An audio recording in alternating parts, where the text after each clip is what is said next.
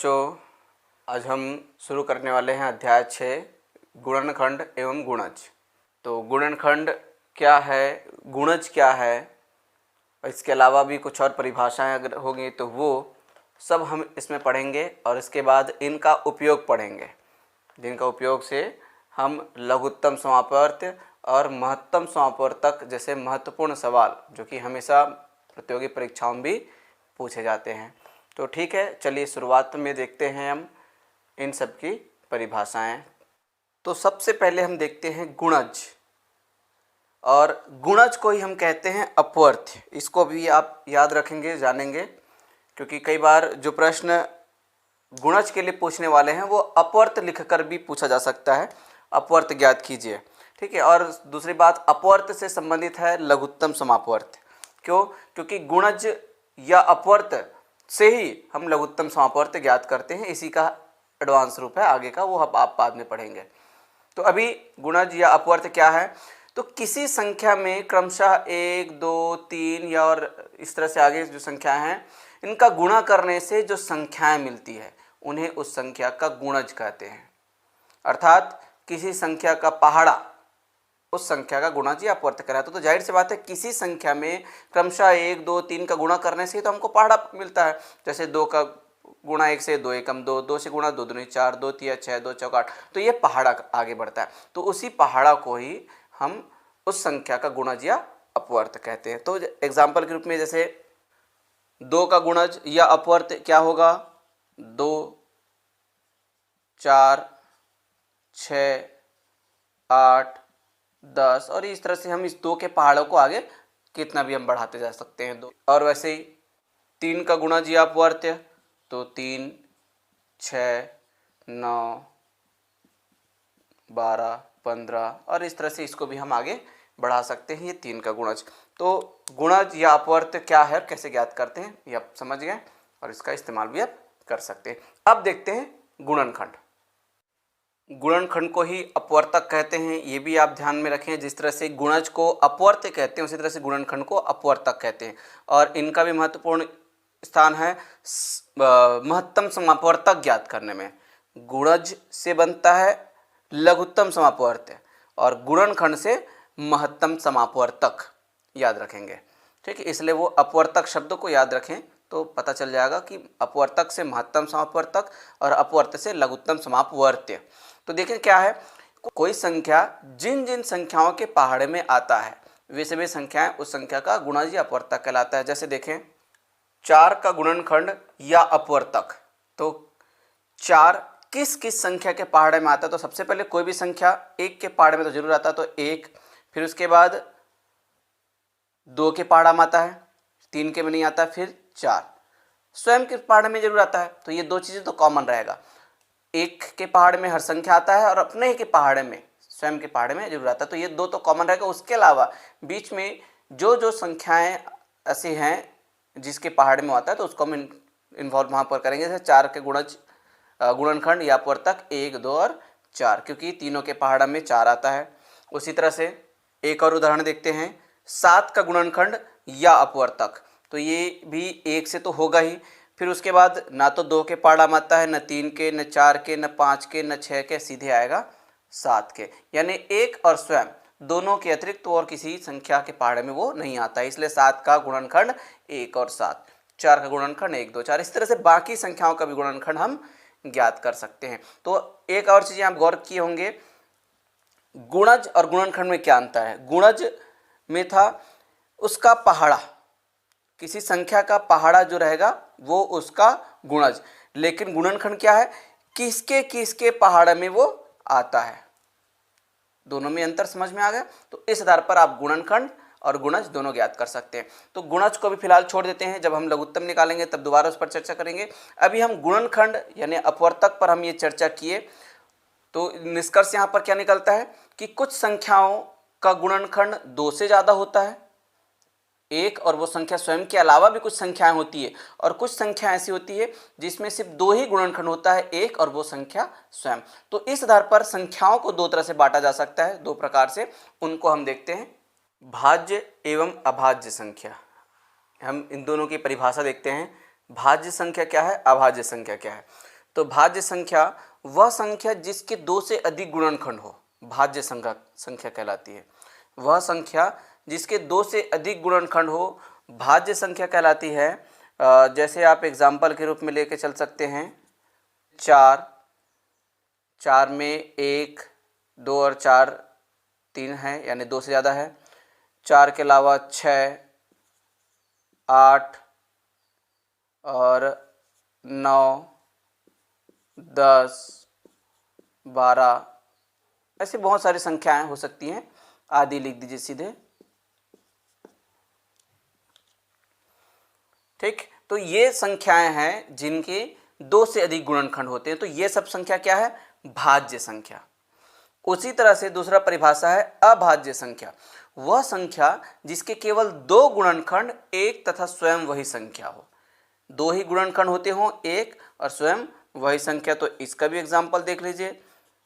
जैसे 2, क्योंकि 2 में सिर्फ 1 और 2 ही संख्या है। 3, इसमें 1 और 3 2 ही संख्या है। 4 तो उधर शामिल हो गया। 5 में 1 और 5 सिर्फ 2 ही संख्या है, इसका गुणनखंड। 6 भी नहीं हो सकता। 7 में 1 और 7 2 ही संख्या होते हैं गुणनखंड। 8 नहीं हो सकता क्योंकि 8 में ज़्यादा होता है। 9 भी 1 और 3 के पहाड़ में भी आता है, इसलिए 1, 3, 9 ज़्यादा हो गया। 10 नहीं हो सकता। 11। तो इस तरह से यहाँ पर और भी आप करें तो 12 तो नहीं हो सकता। 12 उधर शामिल है। 13। तो ये सब चीज़ें अभाज्य संख्या कहलाती हैं। क्यों? क्योंकि इनके जो गुणनखंड की बात करें तो उसमें सिर्फ 2 ही गुणनखंड होते हैं, एक और स्वयं यही संख्या है। तो इस तरह से भाज्य संख्या और अभाज्य संख्या क्या है ये भी आप अच्छे से समझ गए होंगे। तो अब इसी से अभाज्य संख्या से संबंधित एक और परिभाषा है, वो देखते हैं। सह अभाज्य संख्याएं। सह अभाज्य संख्याएं क्या है? ऐसी संख्याएं जिनका केवल एक ही उभयनिष्ठ गुणनखंड 1 हो, सह अभाज्य संख्या कहलाती है। यानी कि 2 संख्याएं या 3 संख्याएं या जितनी भी संख्याओं का एक समूह दिया हुआ हो, उसमें सबका गुणनखंड ज्ञात करें और उन सब के गुणनखंड में सिर्फ एक ही उभयनिष्ठ हो, वो हो 1। तो ऐसी स्थिति में उन संख्याओं को हम कहेंगे सह अभाज्य संख्याएं। 8 एवं 15, तो 8 और 15 सहभाज्य संख्याएं हैं। ये कैसे कंफर्म होगा? तो हम 8 का गुणनखंड निकालें। क्या आएगा 8 का गुणनखंड?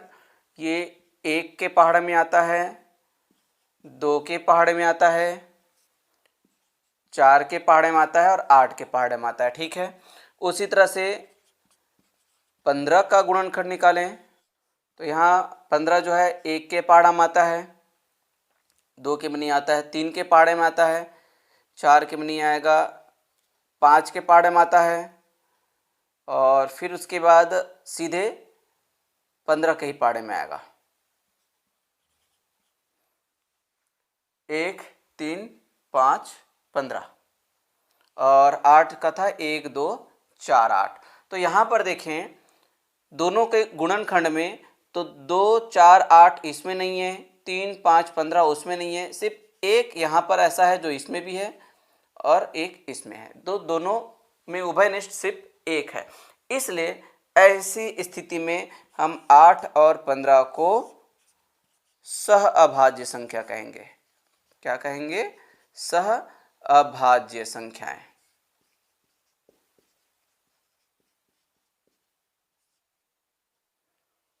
ठीक है बच्चों, समझ में आ गया?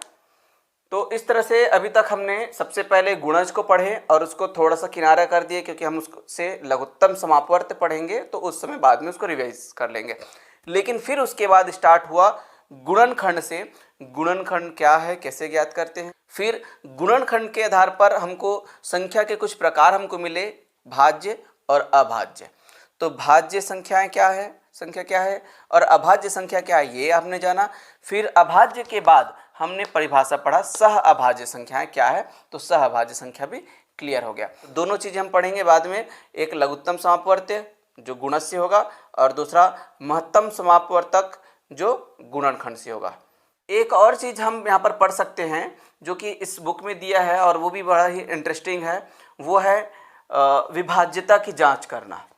विभाज्यता की जांच करना तो तात्पर्य क्या है कि कोई भी संख्या किस संख्या से भाग जाएगा, ये संख्या देखकर ही हम जान जाएं।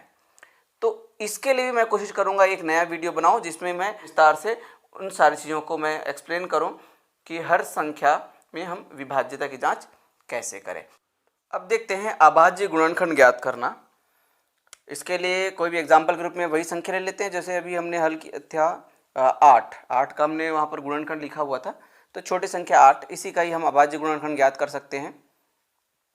तो इसके लिए हम उस संख्या को इस तरह से नोट करते हैं और एक टेबल ऐसे बनाते हैं। अब जो भी संख्या है जैसे 8 है यहाँ पर, तो 8 को हम भाग देते जाएंगे किससे, सबसे छोटी अभाज्य संख्या जिससे वो पूर्ण रूप से भाग जा सके। जैसे कि यहाँ पर 2, अगर 2 से नहीं जाता तो 3 से ट्राई करते, 3 से नहीं जाता तो 5 से ट्राई करते। तो अभाज्य संख्याओं से हमको भाग देते जाना है।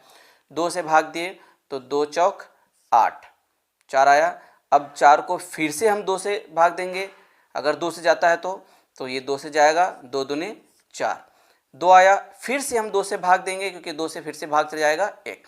तो ये प्रोसेस कब तक करना है, जब तक कि लास्ट में 1 ना आ जाए। और यहाँ पर जो चीज़ें हमको मिली है यही है उसका अभाज्य गुणनखंड, यानी 8 का अभाज्य गुणनखंड है 2। ठीक है, इसी तरह एक और एग्जाम्पल देखते हैं 15। ये भी वही संख्या है जिस पर अभी हमने चर्चा किया था।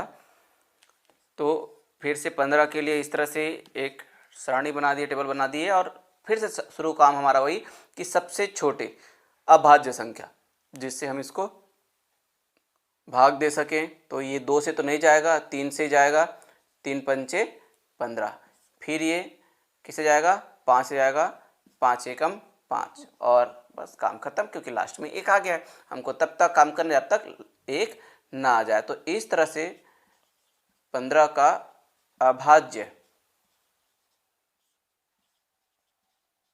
गुणनखंड है क्या,